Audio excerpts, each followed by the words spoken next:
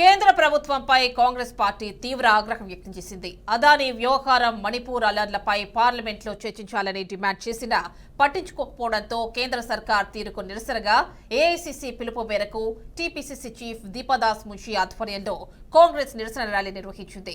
Necklace road Indira Gandhi విగ్రహం నుండి రాజ్భవన్ వరకు Congress chief CM Revanth Reddy, deputy CM Bhatti, పలువురు మంత్రులు, ఎమ్మెల్యేలు ర్యాలీ నిర్వహించారు.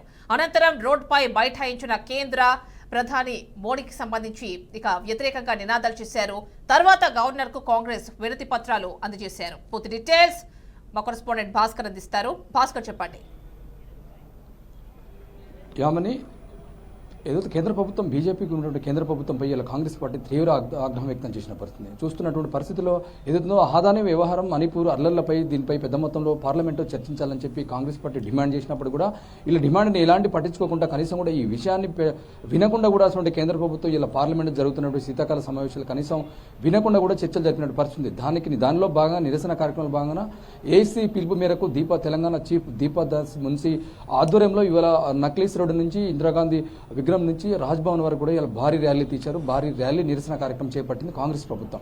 అయితే ఈ నేపథ్యంలో దీంట్లో ముఖ్యంగా దీపదాస్ మున్షి, తెలంగాణ ఇన్ఛార్జ్ దీపదాస్ మున్షితో పాటు CM Revanth Reddy, deputy CM Bhatti Vikramarka, మరికొందరు మంత్రులు, ఎమ్మెల్యేలు, ఎమ్మెల్సీలు పాల్గొన్న పరిస్థితి మనం చూస్తున్న ఏదైతే ఉందో కేంద్ర ప్రభుత్వం తీసుకుంటున్న నిరసన దానికి ఆందోళనకరంగా ఉన్నటువంటి పరిస్థితి నేపథ్యంలోనే దీనిపై పార్లమెంట్లో తప్పకుండా చర్చ జరగాలి. ఈ చర్చలో భాగంగా కాంగ్రెస్ పార్టీ పూర్తిగా అనేక విషయాల్లో చర్చ జరుగుతుందని చెప్పేసి, ఎందుకంటే ప్రతిపక్ష పార్టీలో ఉన్నటువంటి బలమైన హోదాలో ఉన్నటువంటి కాంగ్రెస్ పార్టీ దీనిపై మణిపూర్లో చాలా దారుణమైన జరుగుతుంది, అల్లర్లు జరుగుతున్నాయి, దీనిపై డిమాండ్ చేసిన చర్చ జరగాలని చెప్పి డిమాండ్ చేసినా కూడా బీజేపీ ప్రభుత్వం ఎలాంటి వినకుండా కనీసం పెడచెవిన పెట్టినటువంటి అంశాలను పూర్తిగా చర్చించాలని చెప్పేసి పార్లమెంట్లో డిమాండ్ చేసినా కూడా దాన్ని పట్టించుకున్నటువంటి కేంద్ర ప్రభుత్వం నిరసనలకు దానికి వాళ్ళ భాగస్వామ్యం నిరసనకు వీళ్ళ నిరసన వ్యక్తం చేసిన పరిస్థితి.